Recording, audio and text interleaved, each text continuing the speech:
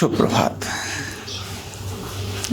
आज माता के चौथे नवरात्रि का दिन है और आज मां कूष्मांडा देवी के स्वरूप की पूजा का विधान है।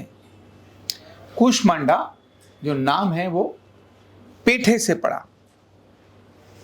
पेठे को ही कूष्मांडा कहते, मतलब पेठा को एक कुंभड़ करके नाम लेते, उसी से कूष्मांडा ऐसा पड़ा।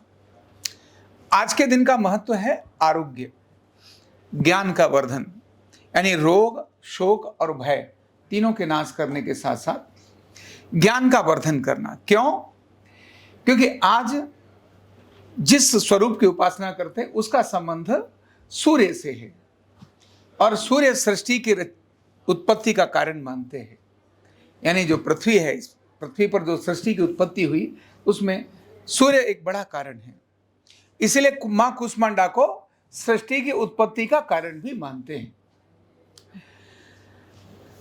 तो सूर्य की साधना करने के लिए, यानी सूर्य को, जिनको सूर्य ग्रह है, जिनका वैसे तो जिनका सूर्य प्रबल है वो तो पृथ्वी पर साम्राज्य करते हैं, राज्य करते हैं, लेकिन जिनका सूर्य ग्रह अगर ठीक नहीं है तो मां कूष्मांडा के स्वरूप का स्मरण करने से सूर्य ग्रह की प्रबलता आती है। वैज्ञानिक का आधार क्या है? कैसे सूर्य को इसके साथ जोड़ा, कैसे सृष्टि को इसके साथ जोड़ा और क्यों पेठे को इसके साथ जोड़ा? तो पेठा एक ऐसा फल है जो स्वास्थ्य का बहुत बड़ा कारण है, आरोग्य का कारण बनता है।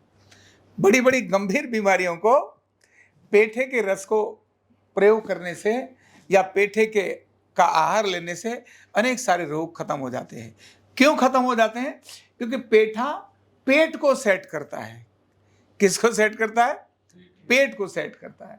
और जिसका पेट ठीक होगा, मतलब कॉन्स्टिपेशन नहीं होगा, तो वायु नहीं बनेगी तो एसिड नहीं बनेगा तो अनेक सारी बीमारियां नहीं आएंगी, आरोग्य जो है वो हमको मिलेगा।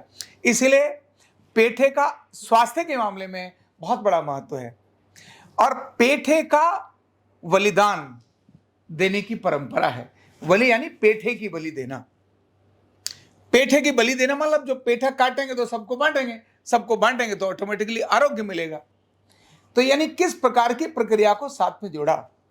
और अनाहत चक्र, जो हमारा ये जो अनाहत चक्र है, इसके जागरण का क्रम भी आता है।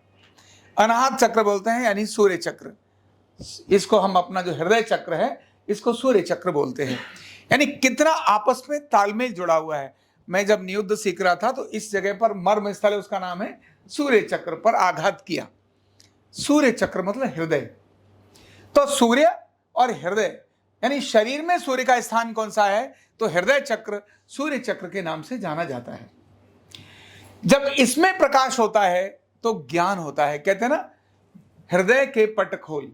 कोई ये नहीं कहता तू अपने मन के पट खोल। कौन से पट खोल? हृदय के पट खोल।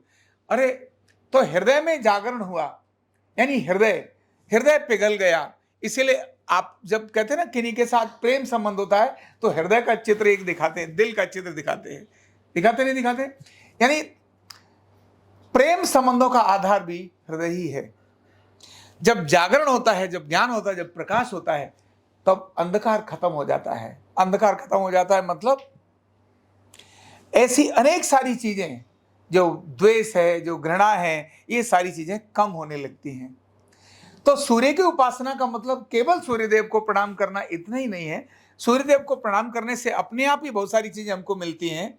विटामिन डी मिलती है। सूर्य के अंदर जो अनेक सारी जो किरणें हैं वो हमारे आरोग्य का कारण बनती हैं।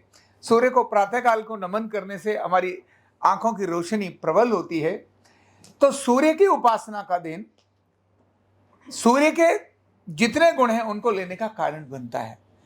तो ऐसे ही मां कूष्मांडा के स्वरूप का स्मरण करने के से ही हमें कितने सारे आरोग्य का कारण बना। हमारे शरीर और मन के आरोग्य का कारण केवल मां कूष्मांडा की स्मरण करने से ही आ गया। ऐसा अद्भुत दिन, ऐसी मां की साधना का दिन, ऐसे ज्ञान और प्रकाश का दिन, ऐसे प्रेम और आनंद का दिन, एक दूसरे से निश्चल प्रेम करने का दिन, ऐसा अद्भुत दिन मां कूष्मांडा आप सभी के आरोग्य का सुख और समृद्धि का कारण बने। आपको बहुत बहुत शुभकामनाएं, बहुत बहुत धन्यवाद। न्यूरोथेरेपी का कंप्लीट कोर्स सीखने के लिए जुड़िए हमारे ऑनलाइन ट्रेनिंग प्रोग्राम से और जानिए करीब 100 बीमारियों का इलाज बिना दवा और बिना मशीन के। इस न्यूरोथेरेपी ऑनलाइन ट्रेनिंग प्रोग्राम से आप घर बैठे बन सकते हैं गवर्नमेंट सर्टिफाइड न्यूरोथेरेपिस्ट। रजिस्ट्रेशन के लिए नीचे दिए गए नंबर पर अभी कॉल करें और हाँ, हमारे वीडियो को लाइक करना, शेयर करना और चैनल को सब्सक्राइब करना बिल्कुल भी ना भूलें। धन्यवाद।